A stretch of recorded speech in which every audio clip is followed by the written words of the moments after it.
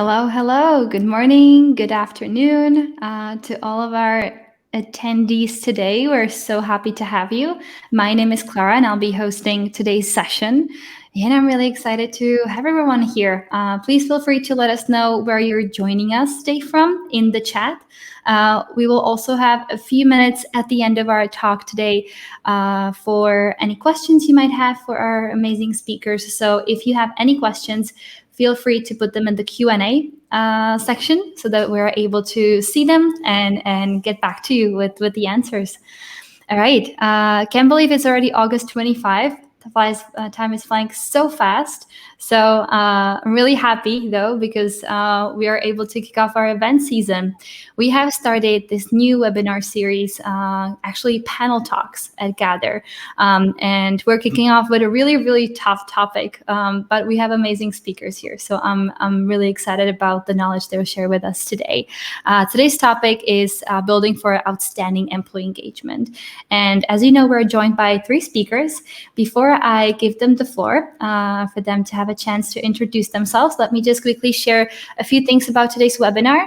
So today's conversation will be a panel talk, as I said. Please feel free to comment and share your thoughts with us on any of the topics that we'll be uncovering. And of course, today's session is recorded. So we'll be sending, if you have to run early today, we'll be sending you a recording in your email very soon after the event. Yeah, and as you know, this webinar is organized by Gather. We at Gather are passionate about people-first companies, and we are building a project management tool specially designed for people operations. So please get in touch if you are looking to automate your people ops processes. All right, without further ado, let me introduce our amazing speakers today.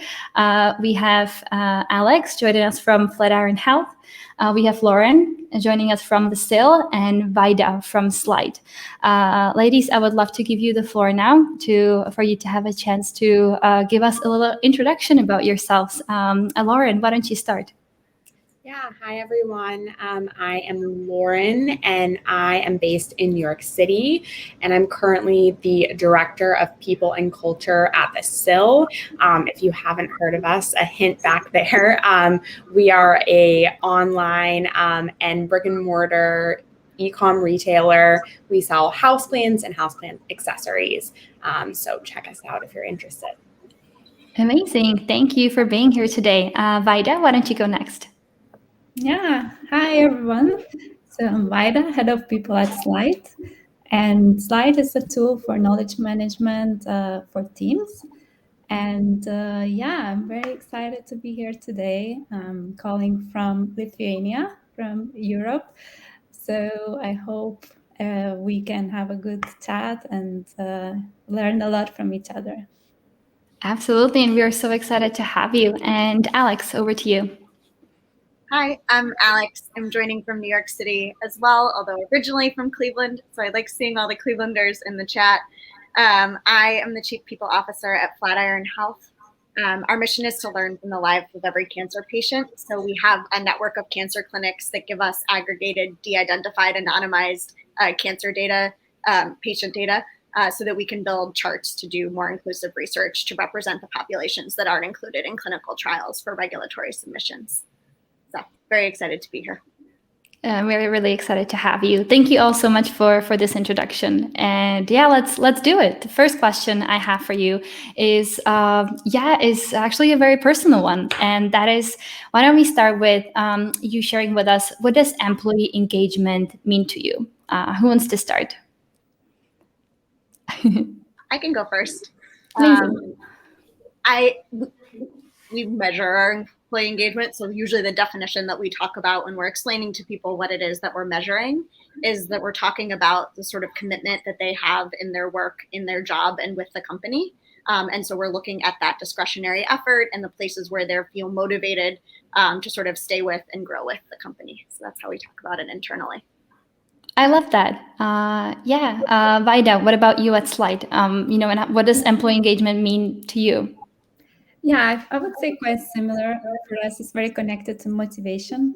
So when we talk about engagement, we also talk about what motivates employees and what demotivates them. and just overall the connection they have with their work and with the company. Absolutely. And I love that you use, what motivates them and demotivates them, right? Because there's always two sides to the coin. So I think it's important to look at both perspectives. And Lauren, what does employee engagement mean to you? Yeah, I think for us, it's exactly what was said. It's an emotional connection to the business.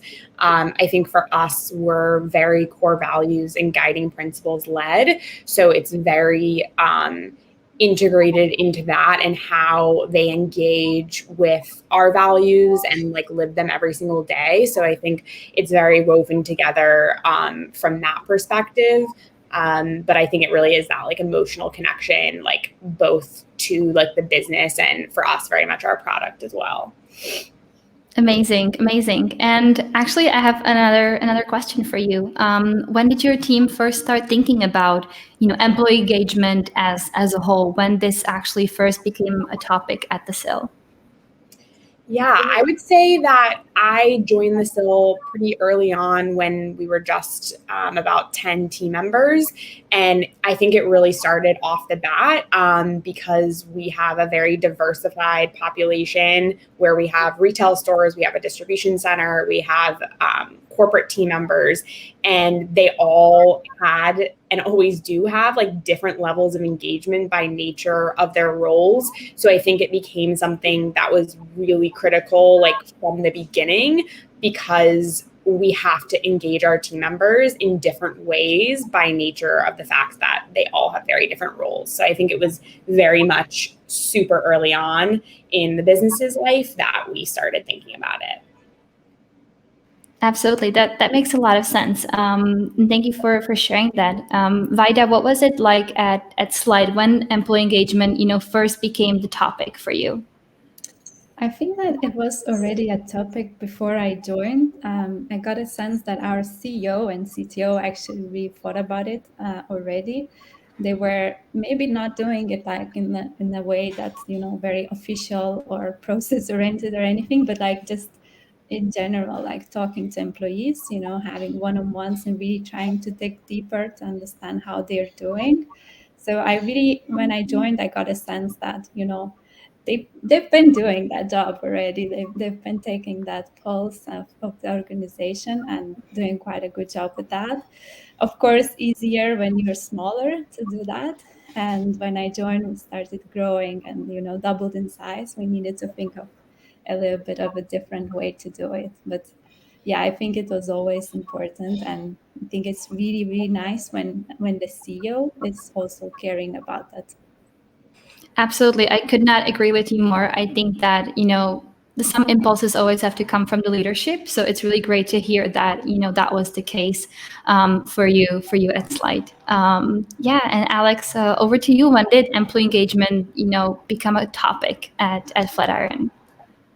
I'd probably just build on what people shared. So I joined the company when we were around 200 people.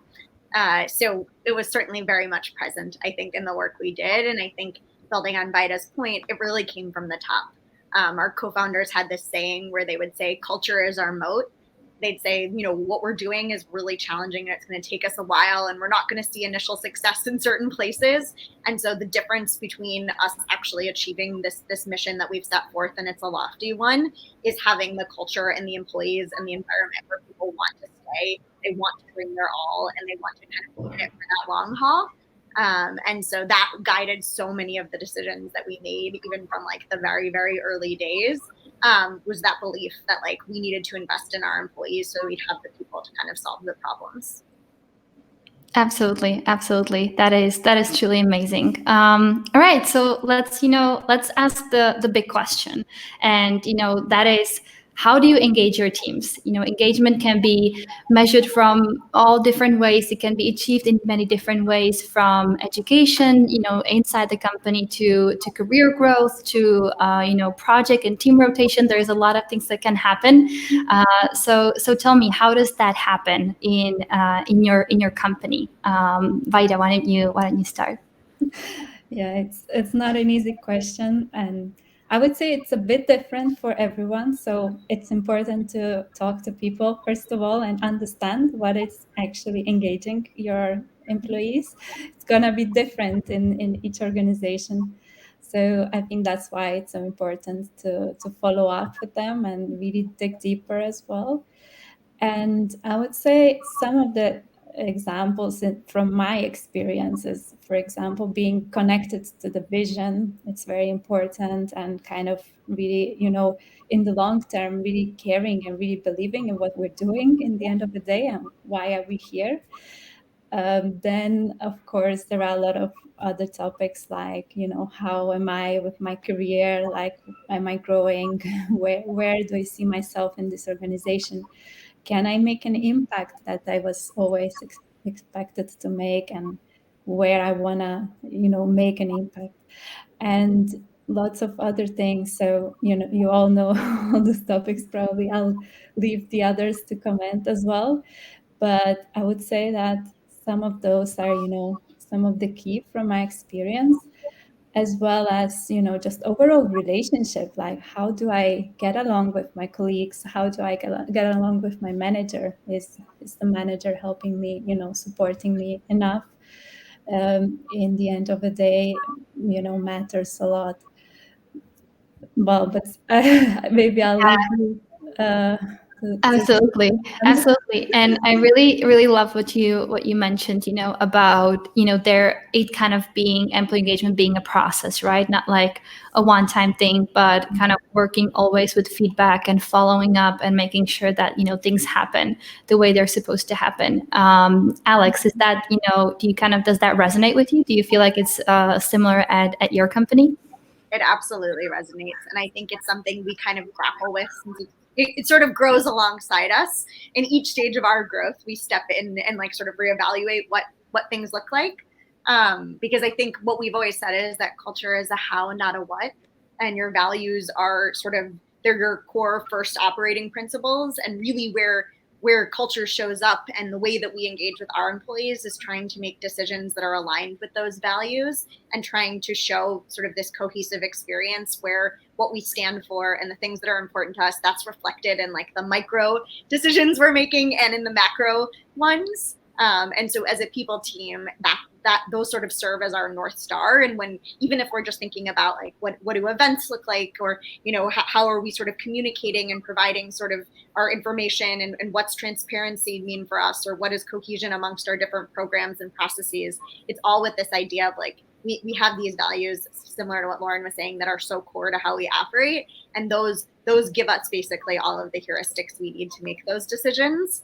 And I think what we've seen from a kind of commitment and a motivation standpoint is that if we act in a way that's aligned with those values, we see that investment like pay off from an engagement standpoint, because people know what they're getting and they know what to expect. But then the actual mechanics of that's what's going to evolve over time and look different depending on the stage of growth. Yeah, absolutely. And I think one thing you mentioned that's really important is the expectations, right? The values kind of set sort of, the ground rules, the team, how you make decisions, as a company. And I think that expectations is a big part in terms of engagement, because you kind of have to know what to expect in order to, look forward to it, but also not to be disappointed in the end. So I really love that you mentioned that. Lauren, could you share with us, how do you engage your teams over at Sill? Yeah.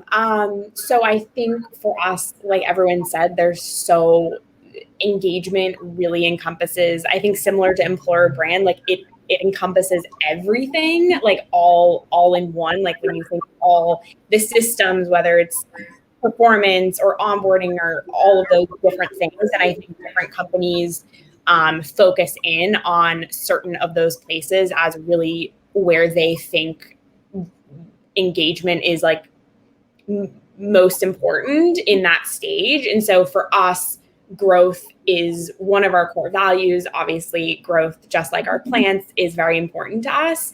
And we have really leaned in as it relates to growth. And I think that has allowed us to really engage our team. And I think exactly what you said about expectations, we created really early on a like development and performance success program, which really like really outlines to the team like what it looks like to grow in our business, no matter if they're starting out on the sales floor or they are a director inside of an organization. And it's all very intertwined with, how do you engage with your, the person that you report to? How do you engage with your peers? And I think that there's such clear expectations around that it's very clear to them how to grow, and that allows them to feel more engaged in the business because there's something tangible for them to hold on to. So we've really integrated that into like every single stage of the life cycle, whether it's a part of our recruitment process or a part of onboarding. And I think that's been really key for us in terms of engagement and leaning into that value. Absolutely, and I love that. And you actually mentioned a few, concrete programs you have built and done over the last few months, maybe years. Can you maybe name one initiative that helped you kind of increase the employee engagement overall in the company? Yeah. So in terms of initiatives, I think one big thing that we've done as it relates to like the last 18 months is we really like overhauled the way that our teams communicate out to the organization, whether it's our finance team. There's a lot of transparency. They do a monthly financial updating the business on what's happening from a financial perspective. We overhauled our all hands, which is like very focused on the teams presenting on the things that are most important to talk about. So there's a lot of supply chain, impacts right now in the world, and that really affects our team on the ground. So it's being really transparent about what other teams are experiencing, why this is happening.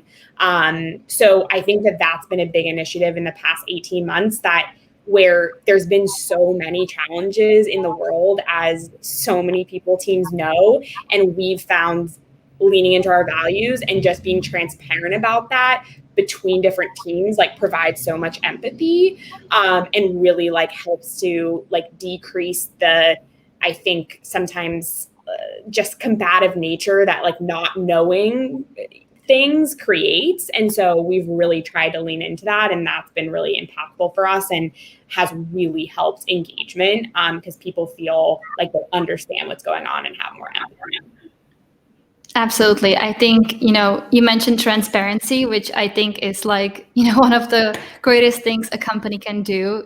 Just overall, in the, in the kind of company employee relationship, I think transparency is absolutely crucial. So I love that you mentioned that. And I noticed our other speakers nodding as you were speaking. Yeah, Alex, what has been maybe one initiative that you could tell us about that helped you with employee engagement? And do you agree with Laura? And is transparency important in employee engagement overall? I mean, I couldn't. I could have exuberantly celebrated her points as well. I think transparency is really important.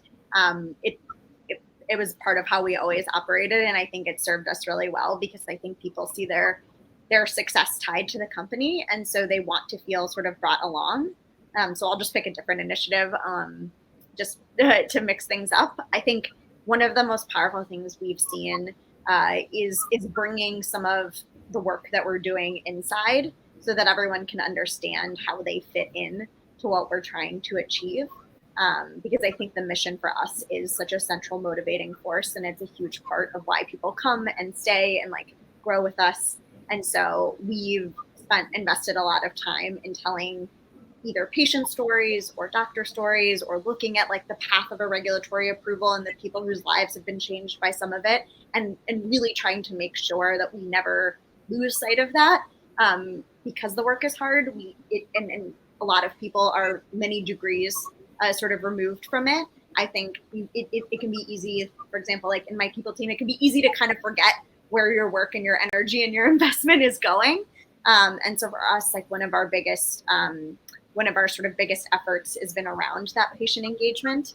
And when people were out in the world a bit more, we spent a lot of time actually sending our employees to the clinics that we're working with, or sending them to volunteer. at organizations that were aligned with the mission. And I think it helped to really keep alive the mission for folks. And so we had to obviously transition away from doing that. Certainly not safe to send employees right now into cancer clinics, but we've brought a lot of those stories in and tried to keep that conversation going in a more virtual way, so it stays present and so people understand, why they're doing what they're doing.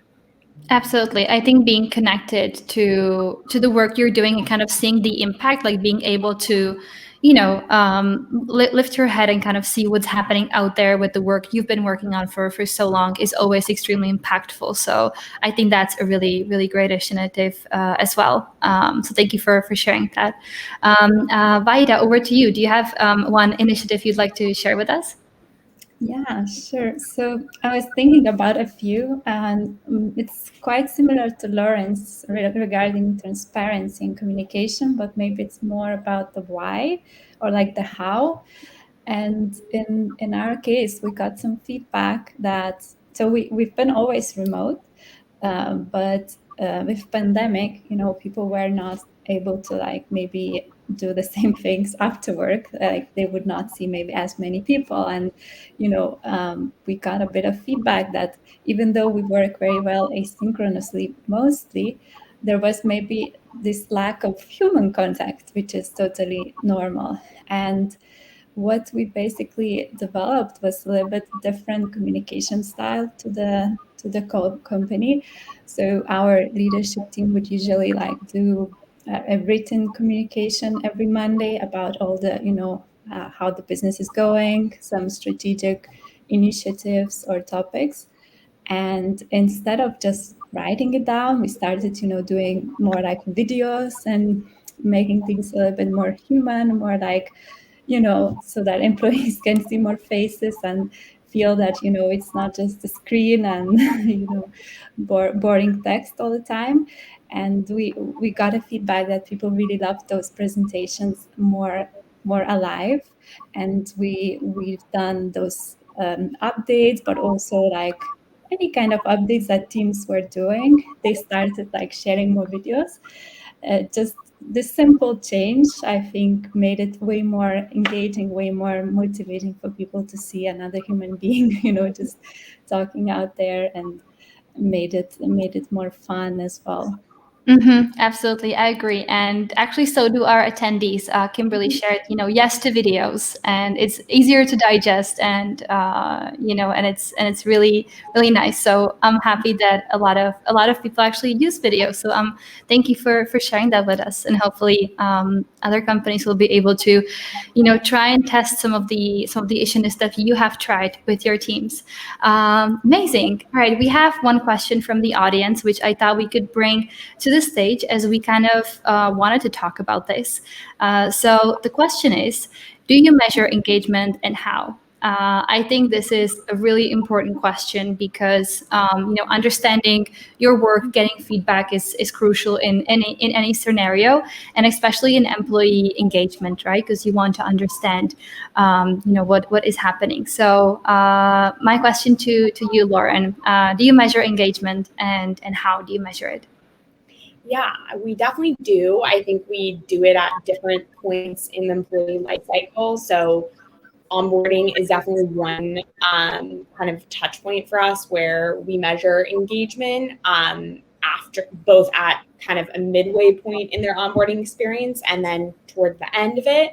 So I think that's really important for us because I honestly think onboarding really sets the stage for whether that employee is going to be successful or not. And for us, we are in a very crazy environment where we have a really strong culture, and then at the same time, a lot of information that new team members need to take in. So it's so important for us to know if they feel engaged and feel excited to be here, like from the get-go within that first 90-day period. And then we also do quarterly engagement surveys as well to help us understand where the team is at a whole, as I'm sure many companies do. And I think that obviously helps provide us with a snapshot of how things are going, but honestly, for us, it's a lot of, we have a regular cadence of skip levels that our leadership team does where, they're engaging with their team below them, and that continues throughout, kind of cascades down for the entire organization. And I work with those leadership team members to know what's happening and where engagement levels are at. Like, I think there's only so much that, surveys can really give you. I think you do have to be on the ground with your teams, especially if you have more of a field population like we do. It's so critical. Like, there's nothing that you can get like if you're in person or just able to be one-on-one with team members. And I think that's really critical to be able to measure engagement. Absolutely. Thank you for sharing that. And I agree, having kind of the mix of different things can be really helpful. And, like, having the different mix of tools that you measure with, right, can be really helpful. Vaida, what do you think? Do you and how measure engagement at Slite? Yeah, so we spoke with the CEO actually of like how do we want to do it, and we had both this idea that previously we've seen all those surveys, and we were not fully convinced with them or like how to act on them, and we said, okay, why don't we like just focus on the qualitative feedback and forget like the numbers, and we also like pretty small, so does this data will is it the most important? And what we did, basically, I took it forward and I designed like a workshop. I wanted to make it like fun for employees and something where they also learn something about themselves, not just like give away the information, but also like, oh, okay, this was something new I didn't know. And basically what I did, I designed like different cards where they had like different motivation aspects, where they had to like play with them and like say what motivates them the most. Then we spoke about how is it at Slite? Are these aspects okay or are they not so okay? Like, can we do anything about it? So it was a really like fun and easy exercise. Like we said, look, let's just dive deeper and see. And then we maybe take some actions if it's something that we see repeats a lot. And actually the employees really liked it, and they did say that I would have probably never said that because I usually don't think so deeply about those things, and the format really helped to kind of get those feelings out and a little bit more kind of deeper things just in Yeah, general. So absolutely. that was quite something that for the first time I kind of enjoyed doing, in terms of engagement. Nice. And I love that you mentioned that, employees enjoyed it. I think whether it is a workshop or survey or even an interview, right? It should be engaging, right? If that's what you're measuring, the sole act should actually be engaging as well, right? So thank you for sharing that. Alex, what about Flatiron? How do you and how measure engagement? We do. We've been running an annual engagement survey for about 6 or 7 years now. So probably when we were around 100, 150 employees is when we started running the survey. I love that we've been running it for so many years because it gives me really good benchmarking data. So that's the only thing I'd say about starting early, is that there are probably information we could have had then, but we can do so much trends or consideration of trends. And, it becomes like kind of a fun competition. Like we still, at over 1,000 employees, get to like 95% participation. And so like it becomes kind of a challenge amongst teams to get to 100% first, or various different metrics that we sort of create. But that gives us a baseline data for sort of the year. And then we're much more targeted in some of our like checkpoints and pulses. So we do look in at the 90-day mark of onboarding. We also spend a ton of time on exit survey data, which maybe isn't like the intuitive place to measure employee engagement, but it is the really honest place to get employee feedback. And it's a more scalable way for us to get to really dig in with a person and sit down one-on-one and ask them a set of questions. And what I find is that typically the people's favorite part of Flatiron is the culture and the people. So they're really open, and we've structured our exit interview as like advice time what advice would you have for, the leadership team? What advice do you have for the people team? How would you have handled XYZ? So we look sort of less in like a kind of blame game and more in a sort of growth mindset. And people really love them, and they open up and they give us like all this gold. And I think they're more comfortable engaging in a different way. And so we sort of thread together usually like those dashboards of data to kind of keep track on things throughout the year. And sometimes we run pulse surveys, off cycle, where we actually need to include our engagement questions because we correlate everything off of engagement. So for example, in the fall, we always run an inclusion survey that's really targeted around our DE&I efforts. This will be our 4th year running that. And we always include engagement questions as well, so we can correlate belonging and engagement. So we have a few different check-ins there. Amazing. And we actually have a quick follow-up question for you from Kimberly. And that is, do you add in newer questions or metrics, as the world of engagement continues to evolve to your survey? It's a great question. We try really hard to change it as little as possible, just so that we have baseline data. We have like deprecated certain questions over time that they're not actionable. We're not sure what we're doing with them. We want to keep this survey to a reasonable amount of questions. We've added very few. For us, people comment pretty actively. I would say about 60-70% of respondents write at least one comment. Many write more than one comment. So somebody reads all of them and we code them. So we tend to get some of the newer concepts through that. But having the benchmark data, we use Culture Amp. So being able to use their benchmark data across their companies is also super valuable for us when you're trying to figure out like, okay, is this just COVID, or, is there something else going on with this population? Like being able to sort of look at a broader set of companies has been really valuable. So we've been hesitant to mess with it too much because that's such an important part of what we do. Yeah, absolutely. That makes a lot of sense. Thank you so much for sharing. Amazing. All right, let's move on to our next section of today's panel, and that is building for the future, kind of looking at what's been happening in the world in the last year and a half. So Lauren, my question to you is, what has kind of changed in your company in the last year and a half with the pandemic happening, and were there any involvements or changes in the way your company approaches employee engagement? Were you able to invest in this area during the last few months? Yeah, great question. A lot has happened for our business in the past 18 months. Particularly, our business grew a lot. So our corporate team is about 50% more team members than it was prior to COVID. So I think that, and obviously so much has happened to so many businesses.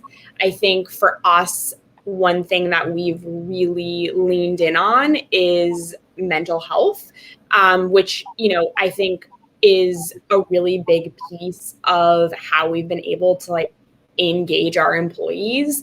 I think we knew from the start that we have incredibly hardworking employees who are always wanting to roll up their sleeves. And we knew the minute that the pandemic started that it was going to be really hard for them to disconnect. And we also have a really large majority for the size of our company of caretakers. So this was really an area that from the get-go, we really started to focus on. And I think really leaning into this at the leadership level and having them really be the ones that were really showing this behavior regularly. So there was a variety of different initiatives that we put forth, one of which was basically a couple weeks into the pandemic, we started doing mental health Fridays every other Friday. That's something that we've continued throughout the pandemic. And I think we knew that people weren't going to take time off. And so it was really critical for us to basically tell them, this is a day where you don't work, there's no Slacks, there's no emails, etc. And I think that really helped them to know that this was something that was important to us. So I think that was really important. From a caretaker perspective, we've done a variety of different things. We've had reflection sessions where caretakers have talked about like their experience like working as a caretaker during the pandemic, how the business can best support them, how they can support each other. So we have a channel called Plant Parents and Plant Babies where people just chat about being parents and giving advice, and Plant Parents is Plant Babies is showing pictures. So I think that there is that piece of engagement where we just realized that that's an area of something that's really important to our teams, and we've really leaned in there, and that's really allowed people to feel like they're in an environment that truly does care about them. And I think that has helped us to be able to continue to have really high retention even in this market. Absolutely. And I love the mental health days. I think that is such an important step, especially, in the first months of pandemic where everybody was, glued to their computers and, or even, wherever they were. And everybody was really, really busy trying to figure out what's next. Having that break, I think, is really, really crucial. Alex, what about Flatiron Health? What has changed in the last few months / year? Were you able to invest in employee engagement in any ways? Yeah, I think our biggest change was around flexibility, and that themes will sound similar to some of what Lauren was saying. But for us, I think we always had a fair amount of flexibility. Like certainly nobody was concerned about like taking doctor's appointments during the day or, sort of working from home if they needed. But we also had such a culture around collaboration in person and like whiteboarding and problem solving. And I think one of the biggest kind of culture shocks when the pandemic first started was how many other competing priorities people had for like primetime real estate hours. In particular, some of the caretaking that Lauren was talking about. And since we have a largely medical population, we had a lot of folks with first responder spouses who were, living in a hospital for several months to not come home. And so like kind of immediately into single parenting mode. And so we had to really lean in on like, what does flexibility mean? Where are the places that you want to sort of design around an individual and what they need? And we had still have people working reduced schedules, working completely like custom designed hours, who transitioned into roles that have different types of obligations so that they can have more flexibility. So we did that at the individual level.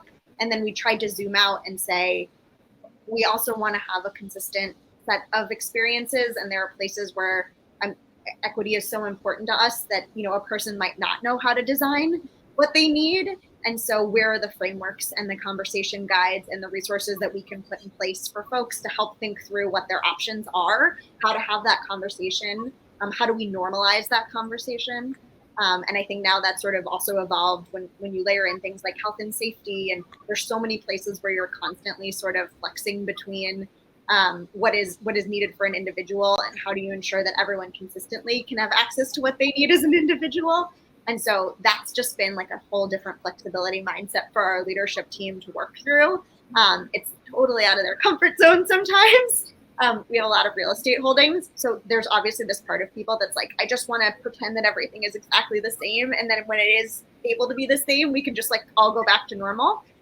But what we've just seen is that's been one of our biggest sort of returns from an employee engagement standpoint, was just like meeting people where they were at and figuring out what they needed. It's like was off the charts kind of positive feedback in our engagement survey this year. And I think it was really good for leadership to see how much has evolved and that what we can really do is support employees through this time period and like sort of change our mindset about what this stuff looks like.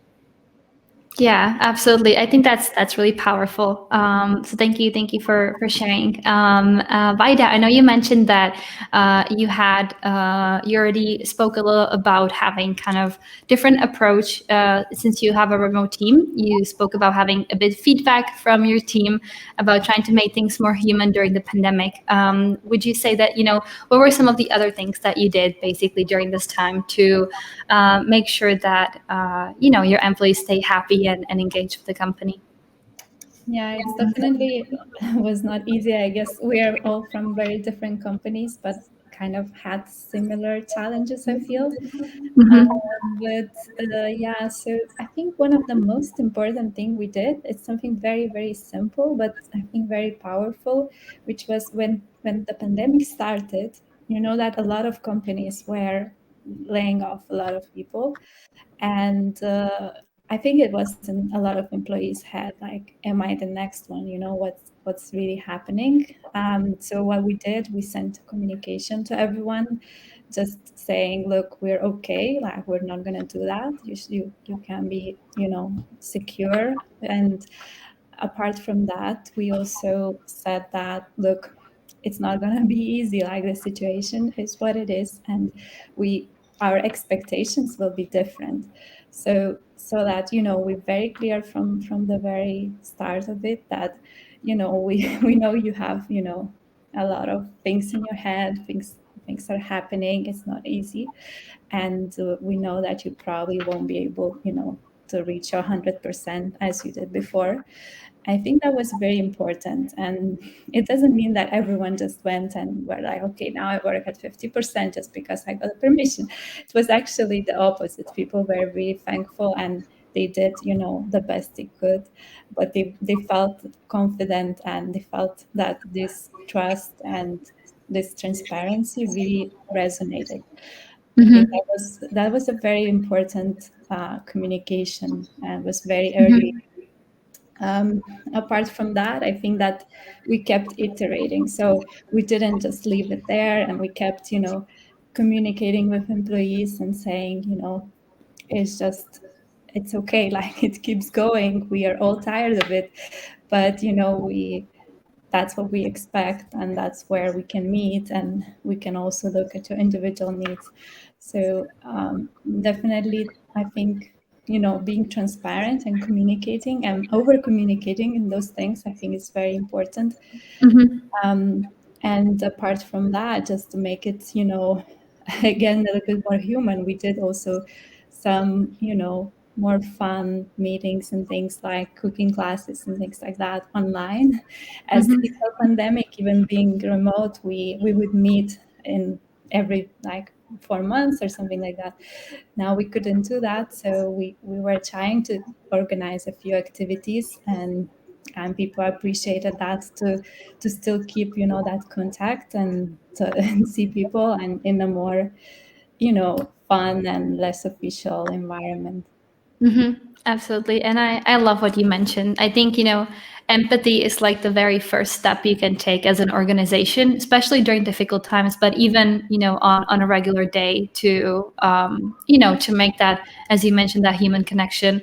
And again, on transparency, which I think, you know, is something Lauren kind of kicked off in our conversation, and I think has been kind of going all around, is absolutely necessary, I would say, during these times. So thank you all so much for sharing. I know it's been a really rough few months, so I'm really glad to hear all the amazing things you have done for your teams. All right, we have a few more minutes. We answered some of the Q&A questions already, but there is one more I wanted to share, and that is from Reina. So the question is, what sort of things have you been doing in your company that helped to improve the culture in a virtual world?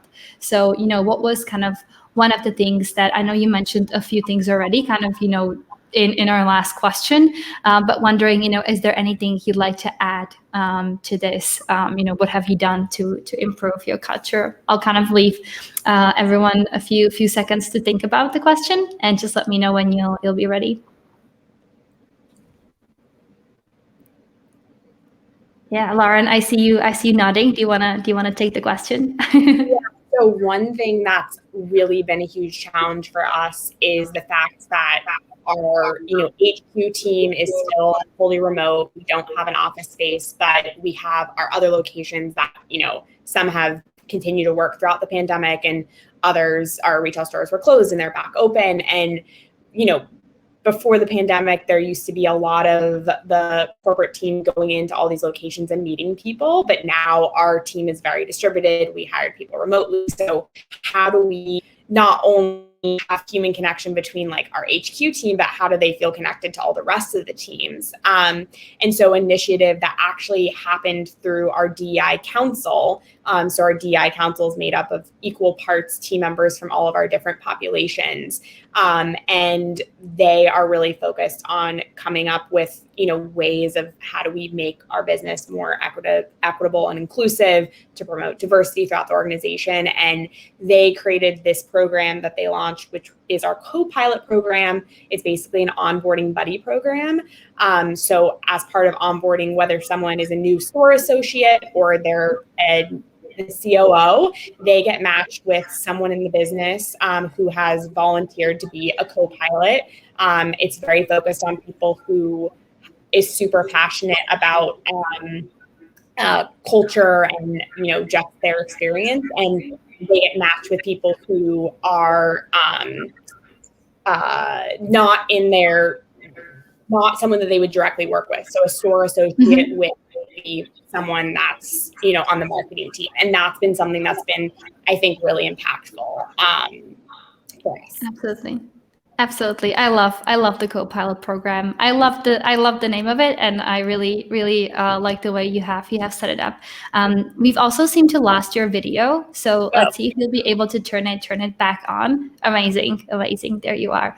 And I'll put the question back on stage to see if any other of our speakers would like to share some of their thoughts. It's interesting. Oh, go for it, Vaida. Well, I just wanted to say, like, for us, it's been maybe a contrary. So we've been always remote, but what we did was, because we couldn't meet all together, we just gave budget for people to meet if they can in a similar location. So if they lived in the same city or, in the same country, and they had a moment when it was, safer and they wanted to meet. And that was amazing for us, because it really increased their engagement and happiness, to be able to work on those, more like innovative projects together, meet new people even. I think it was just very powerful. So, just going from virtual to real life, it was, in our case, it was really, really, really nice. Mm-hmm. Amazing. And I actually, Vaida, have a quick follow-up question for you, coming from Elena, and that is, how did you figure out, exactly what to do? Did you ask your employees what they would like when they met? So we would usually do in between our cycles, like we do 6-week cycles, we have 2 weeks of what we call cool down period. And that's when we take time to plan for the next cycle. And also we do what we call offsites when we usually met. So the meetings usually happen at the time. Mm-hmm. And basically we spend a couple of days working with different teams, just on whatever innovation project. So, whatever you feel like Slite could have or could do, that team would design like a prototype or start that project. And that's what the teams were doing. Those who couldn't meet, they did the same thing virtually. And those that could meet, they did it in person. Awesome. Thank you for sharing. Alex, over to you. Did you want to share something with us as well? Oh, sure. It was a small thing. I was just going to say, so we've been asking ourselves this question a lot recently of, if we knew in March 2020 that this was going to be so sustained and prolonged, what would we do differently? Or what are the things we might have been waiting on that are kind of cultural transformations? And one of the funny things that came up in that conversation is that we've started recording things so much more, speaker series and panels and trainings and all these things that we always thought of as in-person events. And we thought that part of what it meant to even hold an event, even things like when we offer like cooking classes or mixology classes or things like that, we just started recording so much more because we had everyone on these flexible schedules. And so we were sort of embracing asynchronous. And I think what we realized is, like, there's probably good like 60-70% of things that can be recorded, and even meetings that can be transformed into recordings. And that if we thought differently about what like the intentional places where we need to be together and we need to be communicating back and forth and sort of brainstorming and problem solving, and then we freed up the rest of the time, and it can be viewing time, or you can view it at a different time. Like if you'd rather, for me, like I had a baby girl last year. Like I'd rather watch something at night and like have lunch with her. And so that I think has really transformed our culture as well. And it was just such a simple little insight that people are like, oh yeah, I just like to watch my recordings. Like I don't need to go in person to a panel. So we've been trying to ask ourselves and embrace those learnings and sort of push that forward. Yeah, I think that's a really, really great question, a great exercise to do. What if we knew this was going to happen? What would we do differently? I think that's really, really amazing. All right, one last question from me today is to all of you, and the question is, what would be the one thing that you would recommend to our people community, to all of our members that may be just starting out with building their employee engagement programs? All right, who wants to start? I can go. I would say don't be afraid to try something and have it not work out. I think you never know what's going to work. And maybe something that you didn't think was going to work actually, really makes a big impact. I think, employees are humans, and, sometimes it really, you hit it out of the park, and sometimes something that you thought was going to go really well doesn't. And it's very much like an experiment. And I think you just have to be really open to that, and knowing that, it's always a journey, and just figuring it out kind of as you go. Absolutely. Absolutely. I love that. That's an amazing recommendation. Thank you so much, Lauren. All right. Alex, do you want to go next? Sure. I think my version of that is sort of focus on where you can most sort of move the needle, and don't be afraid to apply sort of differential investment into those things versus feeling like you have to go broad. I think we sometimes joke everyone's a people person, meaning that everyone wants you to do everything at all times.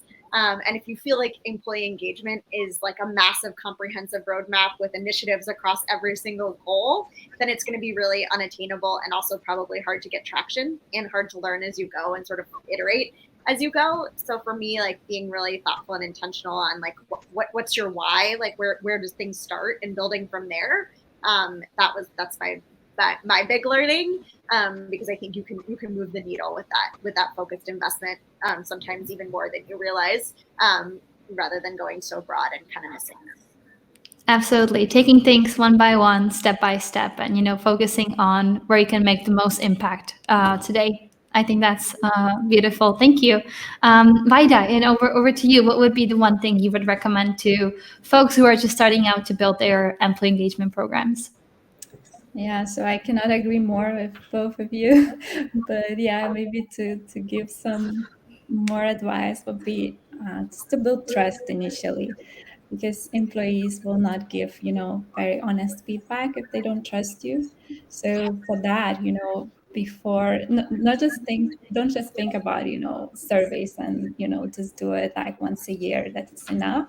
I think it's important to keep that connection and, do one-on-ones and just talk to people, even randomly, to like understand the pulse and kind of keep the sense all the time what's really going on. So at least for me, that really helps to kind of create that trust, and the employees open up more then. Absolutely. Absolutely. I could not agree with all of you more. And that is a wrap of our today's panel. Thank you, Vaida. Thank you, Lauren. And thank you, Alex, so much for joining us today. It was really inspiring to hear all of you talk about the different ways that you engage and take care of your teams and your company. You can see the light is going down here in Prague for me and for Vaida also in Europe. So I think we're at the top of the hour. Also, thank you to all of our attendees for joining us today. It was really great to have you. If you'd like to to connect with our speakers, you can find them on LinkedIn. So please do And yeah, if you have any questions or thoughts for us on any other panel talks you'd like to see, please reach out to us. Thank you all again for being here today. It was great to have you. Thank you. All right. Thank Thank you. you. Have a great day. Bye.